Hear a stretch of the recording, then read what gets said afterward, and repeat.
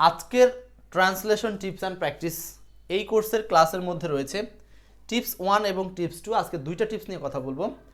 প্রথমটা হচ্ছে কর্তা প্লাস যে প্লাস বস্তুবাচক প্লাস বিষয়বাচক নাউন প্লাস তা বা সেটি বা সেগুলো এরকমটা যদি কোনো বাক্যের সাবজেক্টের পজিশনে আসে বাংলা বাক্যে, তাহলে কিভাবে অনুবাদ করব।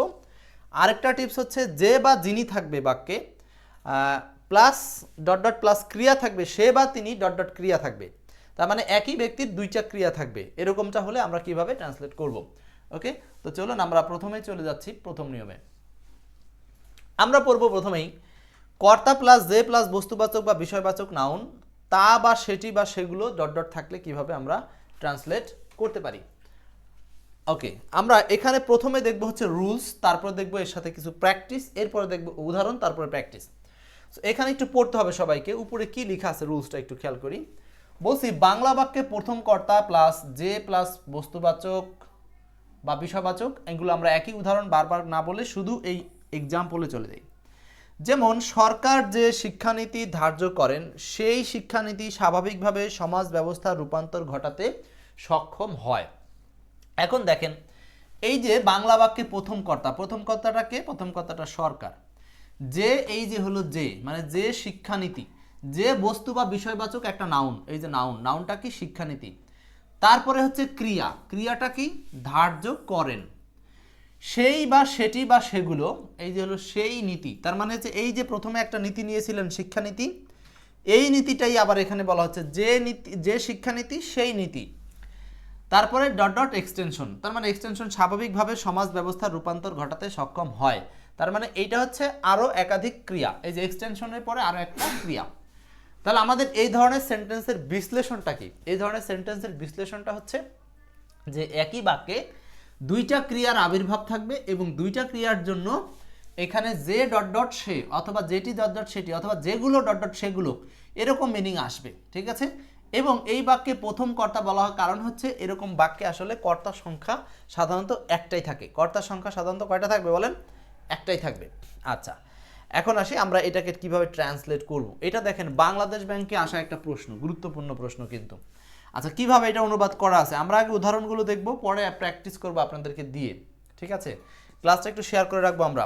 The education policy which the government takes is able to transform the social system normally. দেখেন এখন এই যে প্রথমে আমাদের ইংরেজিতে কি করতে হবে, একটু কঠিন হলে মনোযোগ দেন, পরেরগুলো সহজ হবে, আমি সহজ করে দেব। এই যে প্রথম কর্তাকে আমরা দা প্লাস আর্টিকেলের পরে যে শব্দের পরে থাকা নাউন বা প্রোনাউন, মানে এই যে শব্দের পরে বস্তুবাচক নাউন থাকবে সেইটা। তাহলে আমরা কিভাবে করব, ইংরেজিতে দা দিলাম, তারপরে দেখেন এখানে কি ছিল? যে শিক্ষানীতি, তার মানে দা এডুকেশন, যে শিক্ষানীতি, দা এডুকেশন পলিসি, যে শিক্ষানীতি, হুইচ, এই যে এই হুইচ দ্বারা এটাকে উল্টো করে নেওয়া হচ্ছে যে শিক্ষানীতি, যে শিক্ষানীতি, যে শিক্ষানীতি।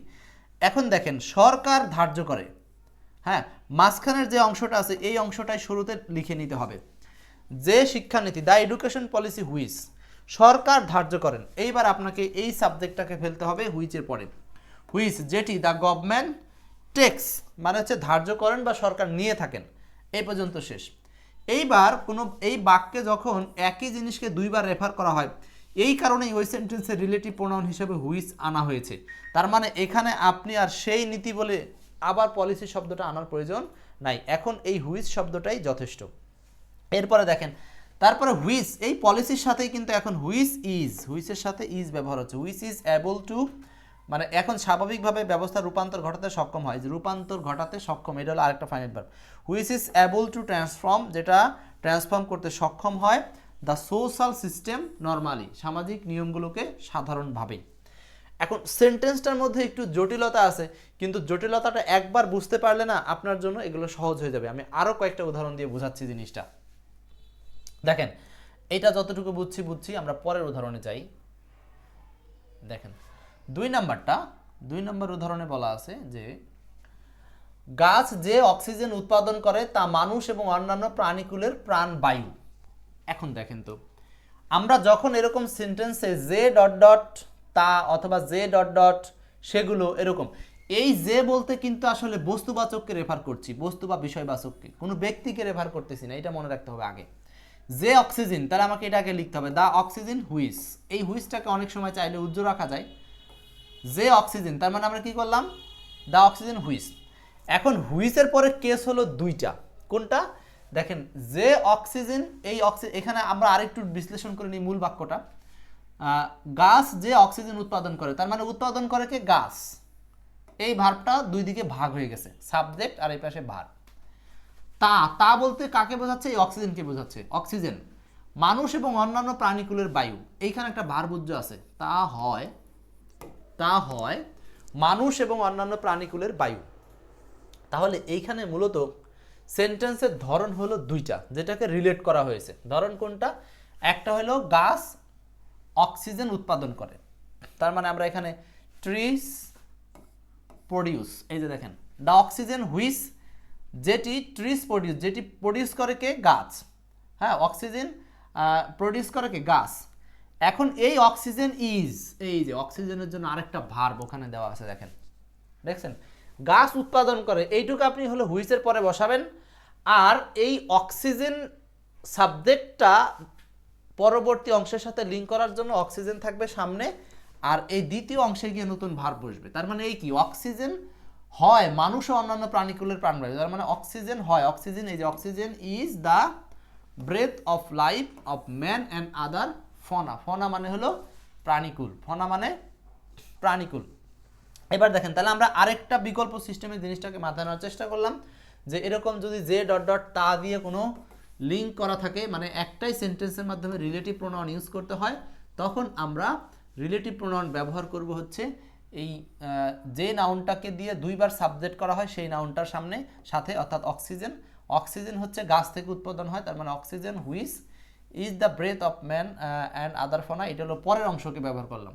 তাহলে মনে রাখতে হবে, এই যে যের আগে যে সাবজেক্ট আছে আর যের পরে নাউনের পরে যে ভার্ব আছে, এই দুইটাকে আমরা হুইচের পরে অ্যাপ্লাই করে দিব, আর বাকি অংশকে আপনি কল্পনা ছাড়া বসিয়ে দিলেই কিন্তু উত্তর হয়ে যাবে। তার মানে দ্য অক্সিজেন ইজ, মানে অক্সিজেন হয় বাকিটুক, আর গাছ উৎপাদন করে হুইচ, এই অক্সিজেনের পরে হুইচ দিয়ে ট্রিজ প্রডিউস, মানে যা, এখন বাংলা বলি, the oxygen which trees produce, oxygen যা গাছ প্রডিউস করে, তা হয় হচ্ছে ব্রেথ অফ লাইফ, মানে হচ্ছে মানুষের জীবনের নিঃশ্বাস বা প্রাণ। আচ্ছা, আমরা আরও কিছু উদাহরণ দেখব, জিনিসটাকে সহজ করার জন্য আমরা অনেকগুলো উদাহরণ দেখব। এখন দেখেন, এইখানে আমরা 3 নম্বর উদাহরণটা এবার আপনারা একটু চেষ্টা করেন, চেষ্টা করব, না পারলে তো আমি আসি, চেষ্টা চালাতে হবে, এটাই হলো আসল কথা। যে পরিকল্পনা প্রতিষ্ঠান গ্রহণ করে তা কর্মীদের দক্ষ করে তুলতে সাহায্য করে। যে পরিকল্পনা প্রতিষ্ঠান গ্রহণ করে তা কর্মীকে দক্ষ করতে সাহায্য করে। আচ্ছা দেখেন, এখানে আমরা এটাকে কিভাবে সাজাতে পারি, যে পরিকল্পনা, তো এখানে যে ডট ডট তা, এইটা হলো এইখানকার মূল দুইটা বিষয় হচ্ছে যে ডট ডট তা। তো এই কারণে আমরা এই বাক্যটাকে রিলেটিভ প্রোনাউনের আশ্রয় নিয়ে করব, যে ডট ডট তা বোঝাতে। এখন আমাকে ব্যবহার করতে হবে কি, যে পরিকল্পনা, তার মানে এই পরিকল্পনাটাই হচ্ছে যের আগে বসবে, তাই না? এখন আমাকে বলতে হবে কি, the plan which, the plan which. এইবার হলো এই যে প্রতিষ্ঠান গ্রহণ করে, এইটুক বসাবেন, মানে যের পরে যেই নাউনটা পাবেন সেটা দিয়ে আমরা সেন্টেন্স শুরু করব। প্ল্যান, দ্য প্ল্যান হুইচ, এখানে দা ব্যবহার করার কারণ হচ্ছে এখানে হুইচ দিয়ে ইন্ডিকেট করা হচ্ছে, তাই। হ্যাঁ, প্রতিষ্ঠান গ্রহণ করে, তার মানে institution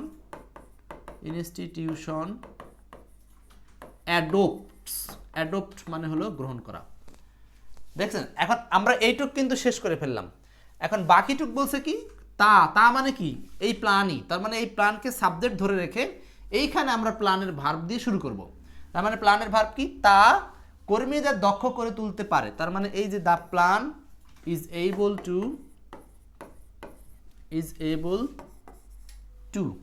able to enhance the employee skills, the employees skill। দেখেন এবার বুঝতে পারছি কিনা, the employees skill। এখন ক্লিয়ার, তার মানে হচ্ছে এই যে প্রথমে আমরা যে সাবজেক্টটা লিখতেছি হুইচের আগে, এই সাবজেক্টের জন্য একটা নির্ধারিত ভার্ব হচ্ছে এই দূরে গিয়ে বসতেছে, দ্বিতীয় ভার্বটা, আর হুইচের পরে একটা সাবজেক্ট ভার্ব বসে যাচ্ছে, যে সাবজেক্ট ভার্বটা মূলত এই যে ডট ডট তায়ের মাঝখানে থাকে, মানে প্রথম অংশে থাকে। সো এটা গ্রামাটিক্যালি আমি আপনাদের আলোচনা করলাম, কিন্তু গ্রামাটিক্যালি আলোচনার বাইরেও এটা আপনাকে জাস্ট নর্মালি চিন্তা করলেও বুঝবেন। এখন দেখেন এই যে ফাংশনটা আমরা করলাম, এটা কিন্তু আমাদের যে SFNOC 9 কোড অফ ট্রান্সলেশনের যে 9টা কোড, এই 9টা কোডের সাথে সংশ্লিষ্ট হলেও এই 9টা কোড এখানে সরাসরি অ্যাপ্লাই করতে গেলে আপনাকে আগে মূল বিষয়গুলো বুঝতে হবে, নাইলে আপনি কিন্তু 9টা কোডকে অ্যাপ্লাই করতে পারবেন না।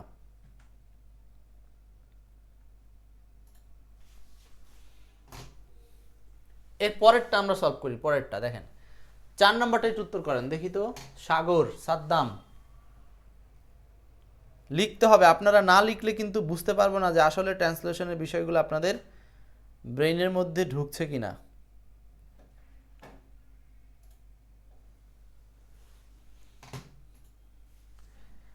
যে আইন সরকার প্রণয়ন করে তা সমাজের শৃঙ্খলা বজায় রাখতে সক্ষম।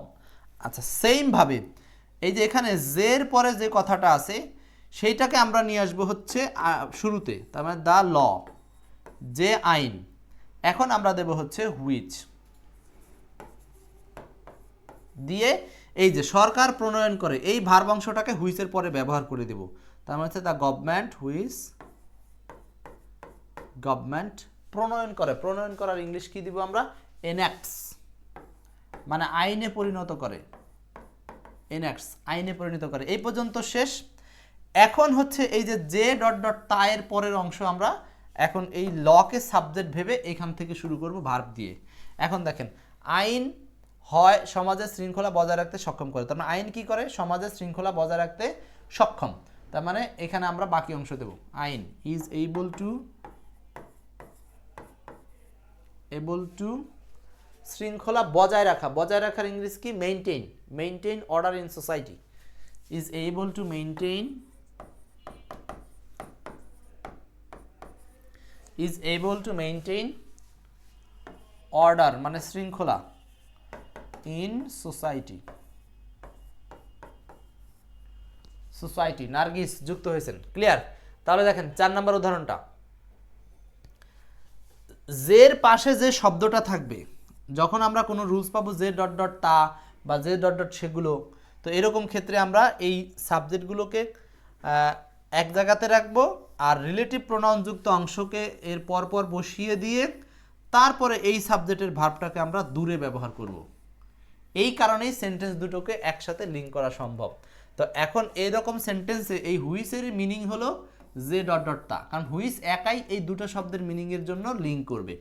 এখানে যে শব্দের জন্য একটা ইংলিশ, তা শব্দের জন্য একটা ইংলিশ, এরকম প্রয়োজন হবে না। ক্লিয়ার? আচ্ছা, আমরা আরও কিছু উদাহরণে যাব।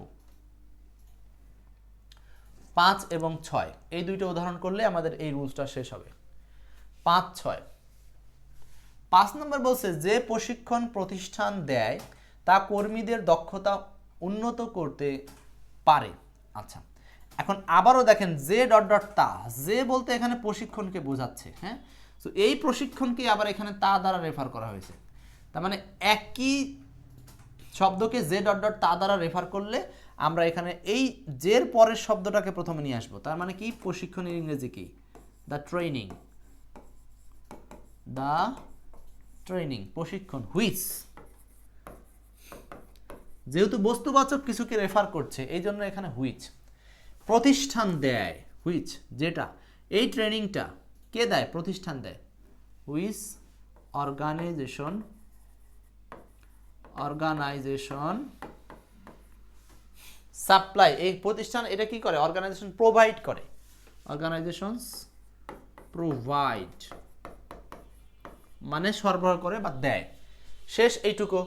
এখন এই অংশের কাজ শেষ কিন্তু সহজেই। এখন আমার অপর অংশের মানে এই যে কর্মীদের দক্ষতা উন্নত করতে সাহায্য করে, এই প্রশিক্ষণটাই এই কাজটা করে। এখন প্রশিক্ষণের সাথে মিলিয়ে পড়েন, প্রশিক্ষণ কর্মীদের দক্ষতা উন্নত করতে পারে। এখন প্রশিক্ষণ তো আপনি একবার লিখছেনই, কারণ এইটাকে আরেকবার লিখতে হবে না বিধায় আমরা হুইচ দিয়েছি। এখন আমাকে এইখান থেকে শুরু করতে হবে এই অংশের বাকি সমাধান। তাহলে কর্মীদের দক্ষতা উন্নত করতে সাহায্য করে, দ্য ট্রেনিং, মানে এটাই হলো সাবজেক্ট, তাই না? এই সাবজেক্টটাই এখন এখানে কাজ করবে পরবর্তী অংশের জন্য। তার মানে the training is able two উন্নত করতে পারে। The training can enhance, can enhance, মানে উন্নত করতে পারে। ট্রেনিংটা কি করতে পারে? ক্যান এনহ্যান্স, উন্নত করতে পারে কর্মীদের দক্ষতা। Enhance the skill of workers, skill of workers. এবার দেখেন তাহলে আমরা আরেকটা সেন্টেন্স কিভাবে তৈরি করলাম। তার এইরকম যখন এরকম জটিল জটিল বড় বড় সেন্টেন্সগুলোকে আমরা সলভ করব, তখন কিন্তু এই ধরনের রুলসগুলো লাগবে, এবং এই ধরনের স্ট্রাকচারগুলো যদি আপনি অ্যাপ্লাই করতে পারেন পরীক্ষার হলে নিঃসন্দেহে আপনাকে বেশি মার্ক ক্যারি করতে সাহায্য করবে। ক্লিয়ার? 5 নম্বর শেষ, এবার 6 নম্বরটা বলেন। 6 দেখি কে কতটুকু বুঝলাম। এগুলো উত্তর করার মধ্য দিয়ে একটু একটু লেখা শুরু করলেও কিন্তু বোঝা যাবে, হ্যাঁ, লিখতে শুরু করলেও বোঝা যাবে। একইভাবে এখানে আবার কি বলছে, সেন্টেন্সগুলো বুঝতেছেন তো? যে নীতি অভিভাবক গ্রহণ করে তা, এই যে নীতি, এই তা বলতে কাকে বোঝানো হচ্ছে? ওই নীতিকেই তো বোঝানো হচ্ছে। তার মানে তা মানে নীতিগুলো কি করে? শিশুর আচরণে ইতিবাচক প্রভাব ফেলতে সাহায্য করে। তাহলে যে নীতি, আমাকে এই যে নীতি কথাটাকে আগে লিখতে হবে। তার মানে দ্য পলিসি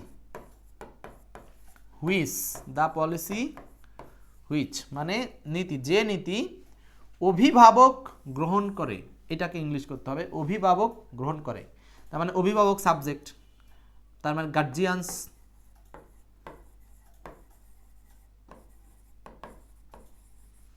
গার্জিয়ানস গ্রহণ করে।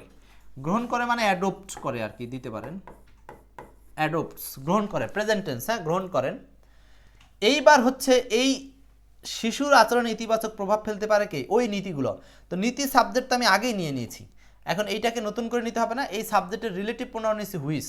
তো এখানে কিন্তু দুইটা সাবজেক্ট কাজ করে। রিলেটিভ প্রোনাউনটা একে তো সাবজেক্ট হিসাবে কাজ করে, আবার রিলেটিভ হিসাবে কাজ করে। পলিসিটা এখানে শুধুই সাবজেক্ট হিসাবে কাজ করে, ঠিক আছে? তো এখন আমরা পলিসিকে কেন্দ্র করে আমরা বাকি অংশ সাজাবো। তাহলে পলিসি মানে নীতি শিশুর আচরণে ইতিবাচক প্রভাব ফেলতে পারে। নীতি শিশুর আচরণে ইতিবাচক প্রভাব ফেলতে পারে। নীতি সাবজেক্টটা আমরা এখানে লিখেই ফেলছি, তাহলে এখন লিখতে হবে শিশুর আচরণে ইতিবাচক প্রভাব ফেলতে পারে। ইতিবাচক প্রভাব ফেলতে পারা, এটার ইংলিশ আমরা কি দিব? ইতিবাচক প্রভাব ফেলতে পারা, ইজ এবল টু ইনফ্লুয়েন্স, নাকি প্রভাব ফেলতে পারে, is able to influence, is able to influence প্রভাব ফেলতে পারে শিশুর আচরণে ইতিবাচক। আচ্ছা, is able to influence the child's behaviour positively, তাই তো? শিশুর আচরণে ইনফ্লুয়েন্স, দ্য ইনফ্লুয়েন্স অন, হ্যাঁ, দ্য চাইল্ডস বিহেভিয়ার, বা চিলড্রেন বা চাইল্ডস যে কোনো একটা দিলেই হবে। আমরা child's behaviour positively, positively, positively, positively লেখা বোঝা যাচ্ছে? Positively provide workers, Rayan Nargis আগেটা লিখছেন। তাহলে 6 নম্বরটা হচ্ছে যে নীতি অভিভাবক গ্রহণ করে, the policy which the guardians adopt. এইটুকু আপনার সহজে আগে শেষ করে নিলেন। বাকি অংশটা শুধু সাবজেক্টটাকে পলিসি ধরে নিয়ে বাকি অংশটা আপনি সাজা দিবেন, উত্তর হয়ে যাবে। মানে যে নীতি, তার মানে সোজা কথা হচ্ছে নীতি শিশুর আচরণে ইতিবাচক প্রভাব ফেলে।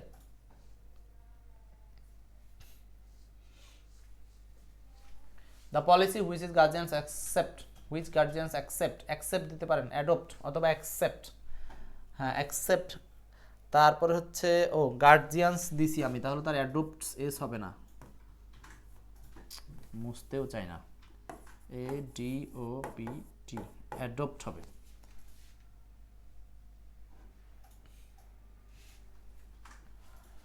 Policy which guardians adopt is able to influence on the child's behavior positively. শেষ। দেখছেন, তাহলে আমরা এই যে কোনো সেন্টেন্সে খেয়াল করলাম যে যে ডট ডট তা অথবা যে ডট ডট সেগুলো এরকম যদি উল্লেখ থাকে, তাহলে আমরা এই হুইচ ব্যবহার করে পুরো বাক্যের ট্রান্সলেশনটা করতে পারবো। আশা করি এই রুলসটা আপনাদের জন্য কমপ্লিট হয়েছে, ঠিক আছে? এরকম আরও রুলসগুলো শিখতে হলে আমাদেরকে অবশ্যই পড়তে হবে 9 কোড অফ ট্রান্সলেশন বইটা। ওকে, এখন পড়বো আমরা যে অথবা যিনি ডট ডট ক্রিয়া প্লাস সে অথবা তিনি ডট ডট ক্রিয়া কর্তাযুক্ত বাক্যের অনুবাদ। তার মানে আমরা এখন সাবজেক্টের বিশ্লেষণের মধ্যে আসি, যে 9 কোডের মধ্যে সাবজেক্ট কোড নিয়ে আলোচনা করতেছি। সো সাবজেক্ট যখন এরকম যে ডট ডট যিনি, যে অথবা যিনি, মানে এই দুইটাই ব্যক্তিকে বোঝাচ্ছে, সে অথবা তিনি, একই সাবজেক্ট। দেখেন সাবজেক্ট কোড একই, কিন্তু যে যিনি বা সে তিনি একই তো জন, একই জনকে বোঝাবে এবং সেক্ষেত্রে দুইটা ক্রিয়া থাকবে। এরকম বাক্যের কীভাবে অনুবাদ করব, আমরা চলে যাই সরাসরি প্রথমে স্ট্রাকচারে, তারপর দেখব উদাহরণ, তারপর করব প্র্যাকটিস।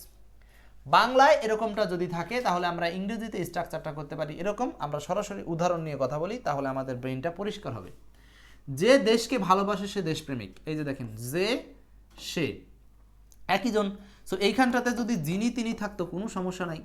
যিনি দেশকে ভালোবাসেন তিনি দেশপ্রেমিক, তিনি দেশপ্রেমিক। যিনি দেশকে ভালোবাসে তিনি দেশপ্রেমিক।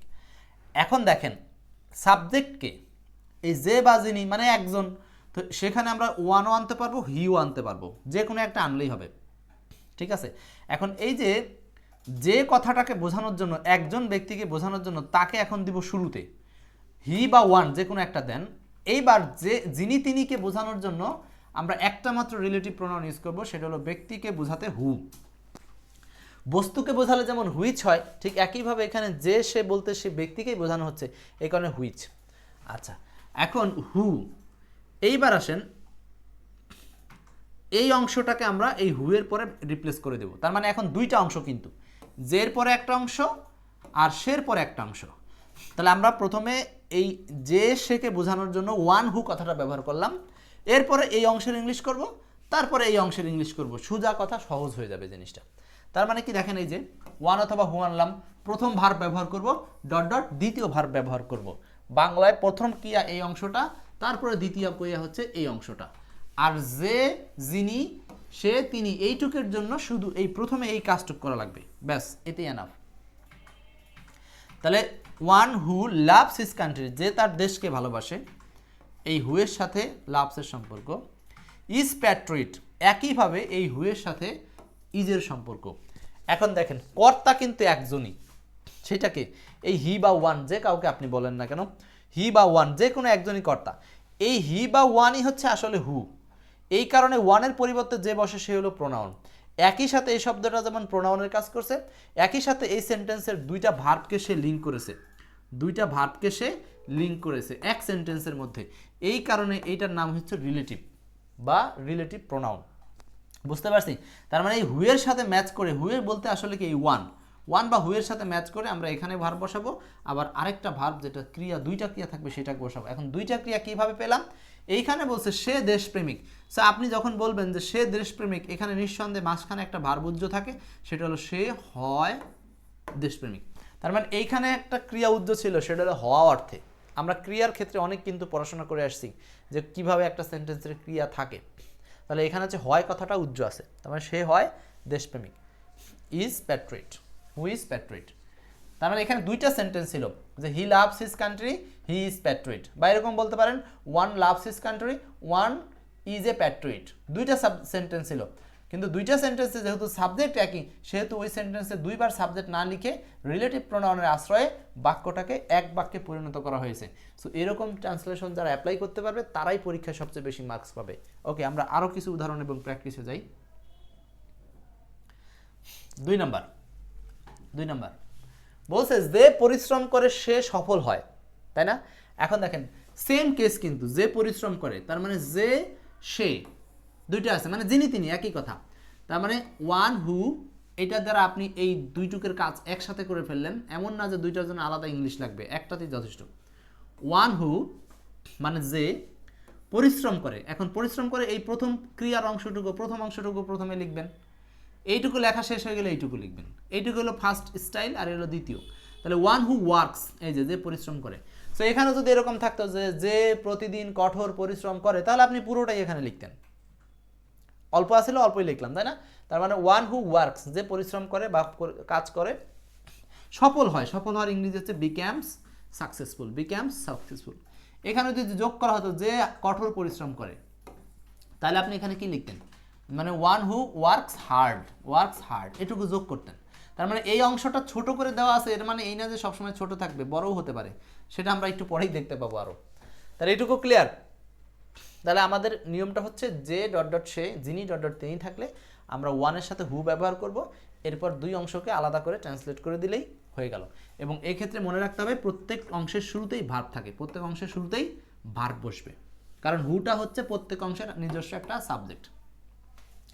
3 নাম্বার, ইসলামের যিনি মালিক তিনি আকিদা, ইবাদত ও আইন বিধানে এ পূর্ণ সমষ্টিকে আমাদের কাছে পাঠিয়েছেন। আচ্ছা, এইখানে যিনি তিনি ব্যবহার করা হয়েছে সম্মানার্থে, যিনি তিনি। তো যিনি তিনি বোঝাতে আমরা ঠিক একইভাবে কি ব্যবহার করলাম, হু, হি হু, তাই না? এই যে যিনি তিনি। এখন আপনি কি করবেন, ইসলামের মালিক, এটা হলো প্রথম অংশের মানে যিনি হয় ইসলামের মালিক, এই অংশে যে ভার্ব একটা উজ্জ্ব আছে এটা বলার অপেক্ষা রাখে? এখানে ভার্বটা কি, হয়। তার মানে he who is the lord of Islam, ইসলামের মালিক is the lord of Islam, এটুকু শেষ করে দিলেন। পরের অংশের জন্য এখন করতে হবে, তার মানে হচ্ছে তিনি আকিদা, ইবাদত, আইন বিধানের এই পূর্ণ সমষ্টিতে আমাদের কাছে পাঠিয়েছেন। এবার ভার্ব হলো কে, পাঠিয়েছেন। তো পাঠিয়েছেন ভার্বের ইংলিশ কি হবে, এই হুয়ের সাথেই কিন্তু যাচ্ছে এই ভার্বটা, এই হুয়ের সাথেই ভার্ব ছিল ইজ। তাহলে হু হ্যাজ সেন্ট, যিনি পাঠিয়েছেন আমাদের কাছে, হু হ্যাজ সেন্ট আমাদের কাছে পাঠিয়েছেন, টু আস, কি পাঠিয়েছেন, এই যে পূর্ণ সমষ্টি, কি পূর্ণ সমষ্টিকে, পূর্ণ সমষ্টি কি, দ্য টোটাল প্যাকেজ, পূর্ণ সমষ্টি বিধানের, অফ ডিভোটনেস, বিধানের, প্রেয়ার, প্রার্থনার, অ্যান্ড লস, আইনের বা ইবাদতের। দেখেন একসাথে সব আছে, 1 2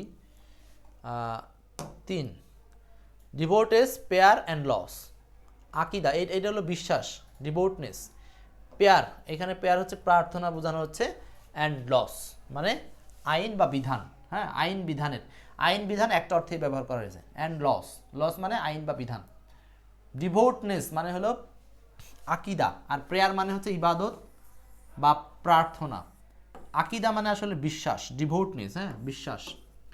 ক্লিয়ার? তাহলে দেখছেন সেন্টেন্সটা কিন্তু এখন বড় আকারে আছে। আবার এই সেন্টেন্সে যে দুইটা ফাইনাইট ভার্ব পেয়েছি, দুইটাই হচ্ছে বি ভার্ব দ্বারা করা, একটা ইজ না সরি একটা বি ভার্ব ইজ, আর একটা হচ্ছে হ্যাভ ভার্ব হ্যাজ সেন্ট, পাঠিয়েছেন। ওকে, এখন আমরা নিজেরা সংশোধন করব।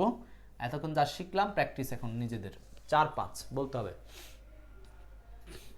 এখানে দেখেন আমরা যে 9 কোডের বিশ্লেষণটা দেখাইছি, প্রথমে সাবজেক্ট খুঁজতে হয়, পরে finite verb, non finite verb, object, complement, manner, place, time, reason, এই 9টা কোড সিকোয়েন্সিয়ালি আপনাদের মাথায় থাকলে তার সাথে এই রিলেটিভ প্রোনাউনের ইউজেসগুলো করে ব্যবহার করতে হবে। আচ্ছা, এখানে কি বলছে, যিনি বা তিনি অন্যের উপকার করেন, সে বা তিনি মহৎ। আচ্ছা, এখানে আপনাকে দুইটা ফাইনাইট ভার্ব হাজির করতে হবে। তাহলে আমরা এখন 9 কোডের দিকে যাই। সাবজেক্ট কি, এই বাক্যের সাবজেক্ট হলো যিনি ডট ডট তিনি। তো এরকমটা যখন আমরা দ্বৈত সাবজেক্ট পাবো তখন আমরা এই সাবজেক্টকে কিভাবে ব্যবহার করব, আমরা অলরেডি বলেছি, হি হু এইভাবে লিখলেই হবে। যিনি তিনি কমপ্লিট। ফাইনাইট ভার্ব খুঁজবে এই সেন্টেন্সে, করা থাকা হওয়া বোঝাতে, যিনি অন্যের উপকার করে, এই যে উপকার করা, এটা একটা ফাইনাইট ভার্ব পেয়েছেন। আরো একটা ফাইনাইট ভার্ব আছে, তিনি মহৎ। যখনই রিলেটিভ প্রোনাউন দিয়েছেন নিঃসন্দেহে ওই বাক্যে দুইটা ভার্ব লাগবে। তিনি হয় মহৎ, এখানে আরেকটা ফাইনাইট ভার্ব উজ্জ্ব ছিল, সেটা হলো হয়। এবার আপনি দুইটা আলাদা আলাদা করে সিরিয়ালে করে দেন, ট্রান্সলেশন কমপ্লিট। হি হু, যে অন্যের উপকার করে। কি হবে, দ্রুত, অনেক প্র্যাকটিস করতে হবে স্যার। হ্যাঁ, প্র্যাকটিস করতে করতেই তো কাজে লাগবে, প্র্যাকটিস ছাড়া কি করে কাজে দিবে। আমরা তো উদাহরণও দিচ্ছি, প্র্যাকটিসও কয়েকটা করাচ্ছি, বাকি প্র্যাকটিসগুলো তো আপনারা 9 কোড অফ ট্রান্সলেশনের মধ্যে পাবেন। তারপরে না পেলে আমরা তো আসি। কি হবে এটা, উপকার করা, এটা হচ্ছে সাহায্য করা অর্থে, তাই না? ওয়ান হু ইজ হেল্প হবে না, সরাসরি হেল্পস হবে, সরাসরি হেল্পস মানে হচ্ছে যে সাহায্য করে। ওয়ান হু হেল্পস আদার মানে যে অন্যের সাহায্য করে, সে হয় মহৎ। এখন আদার্স দিলেন কিন্তু বাকি অংশ কি, হয় মহৎ, আদার্স, বাকি অংশ মানে এইটুকু আপনার হয়ে গেল একটা পার্ট, এই অংশটা হয় মহৎ, এটা কি দিবেন, ইজ নোবেল, ইজ অনেস্ট, কোনো সমস্যা নাই। মহৎ গ্রেটও দিতে পারেন, নোবেল না দিয়ে গ্রেট, একটা বিশেষণ ইউজ করলেই হবে, কোনো সমস্যা নাই। বুঝতে পারছি? এখন দেখেন আমরা যে সিস্টেমে আপনাদেরকে ট্রান্সলেশনগুলো দেখাচ্ছি, আপনাদেরকে সবাই হয়তো বলবে যে রুলস ছাড়া কাজ হবে। আসলে রুলস না, টিপস রুলসগুলো প্র্যাকটিক্যালি ব্যবহার করতে হবে। আপনি প্র্যাকটিক্যালি ব্যবহার করতে গেলে এইসব কথা কত শিখবেন, কিন্তু আপনি যখন একটা রুলস শেখে তখন আপনি হাজার হাজার উদাহরণ সলভ করতে পারবেন। এই জন্য রুলসের ম্যাটারটা খুব ইফেক্টিভ। বিশেষ করে আমাদের এই 9 কোডের ক্ষেত্রে যে বিশ্লেষণমূলক রুলসগুলো। আচ্ছা, পরেরটা আসেন। যে বা যিনি, আপনি যে কোনো একটা পরীক্ষা আসতে পারে, যিনি তিনি সৎ, এটা তো সহজ, একই রকম ছিল। তার মানে কি করব, দ্রুত বলতে হবে। কে পারবেন? নার্গিস। হি হু, শেষ, যিনি তিনি লেখা শেষ, মানে যিনি তিনির ইংলিশ এখানে কমপ্লিট। সত্য কথা বলে, তার মানে হচ্ছে speak the truth, speaks the truth. তার মানে যে সত্য কথা বলে সে হয় সৎ। এখানে একটা আরেকটা ভার্ব আছে, কারণ দুইটা ভার্ব লাগবে। Is honest. এই সমস্ত সেন্টেন্সে অনেকে কিন্তু প্যাস বুঝতে পারে না, সেই ক্ষেত্রে এখানে কমা দিয়ে দিলে বিষয়টা আরও ইজি হয়, যে বুঝতে সুবিধা হয় যে কমার পরের ইজ, এই ইজটা আসলে এই হু ভার্বের হু সাবজেক্ট থেকে আসছে। এই তার মানে একই সাবজেক্টের দুইটা ভার্ব ইউজ হয়েছে। প্রকৃতপক্ষে এই সেন্টেন্সে দুইটাই সাবজেক্ট আছে, একটা হলো হি নিজে আর একটা হলো হু। আর আসলে যে হি সেই তো হু, এই কারণে আমরা একসাথে বলতে পারি, একই জন, যেভাবেই বলেন আপনি, কোনো সমস্যা নাই। নেক্সট 6-7। সাগর বলছেন হি হু সেইজ ট্রুথ। আচ্ছা, এইগুলো আমরা হি এর পরিবর্তে কিন্তু ওয়ান দ্বারাও করতে পারি। ওয়ান দ্বারাও করলে সেন্টেন্সগুলো একটু সুন্দর শোনাবে। আচ্ছা, এই দুটো আমরা ওয়ান দিয়ে করব। যিনি নিয়মিত ব্যায়াম করে তিনি সুস্বাস্থ্যের অধিকারী। তো আমরা এটাকে ট্রান্সলেট করি। আপনারা আগে চেষ্টা করেন।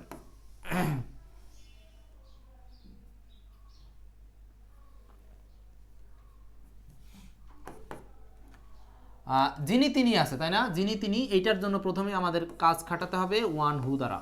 ওয়ান হু, যিনি তিনির কাজ শেষ। এখন জাস্ট দুইটা অংশের ট্রান্সলেশন করে দেন। নিয়মিত ব্যায়াম করে সুস্বাস্থ্যের অধিকারী, এই দুটোর মধ্যে আপনাকে কিন্তু ভার্ব খুঁজে বের করতে হবে নিঃসন্দেহে। এখানে ব্যায়াম করে সরাসরি করা ভার্ব রয়েছে। এই যে দেখেন, আমরা ক্রিয়া খুঁজি কিভাবে, ফাইনাইট ভার্ব খোঁজার উপায় কি? কোনো কাজ করা, কোনো কিছু থাকা, কোনো কিছু হওয়া, এই তিনটা প্যাটার্ন বোঝালে আমরা ফাইনাইট ভার্ব খুঁজে পাই, তাই না? সো এখানে তিনটা প্যাটার্নের মধ্যে এখানে আছে কোনো কাজ করা, আর এখানে আছে হয়, মানে তিনি হয় সুস্বাস্থ্যের অধিকারী। এখানে একটা অক্সিলারি উজ্জ আছে, মানে ফাইনাইট ভার্ব হওয়া অর্থে হয়। তাহলে ওয়ান হু নিয়মিত এক্সারসাইজ করে,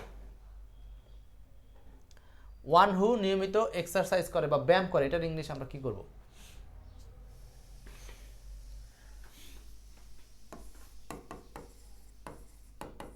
এক্সারসাইজ রেগুলারলি, তার মানে নিয়মিত ব্যায়াম করে, হয় সুস্বাস্থ্যের অধিকারী, হয় মানে ইজ, হয়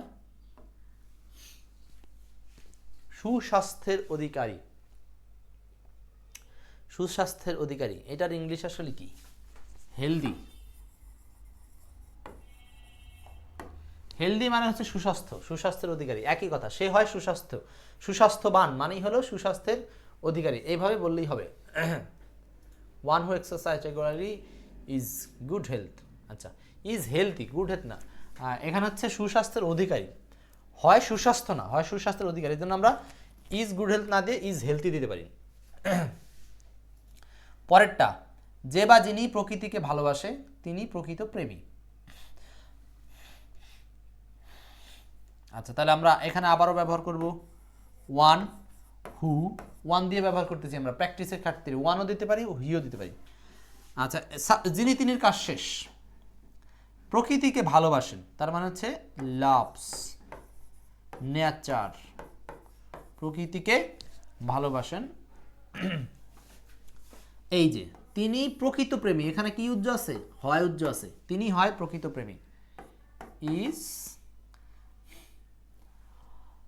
প্রকৃত প্রেমী, এটার ইংলিশ কি হবে? Nature lover. Is nature lover মানে প্রকৃত প্রেমী।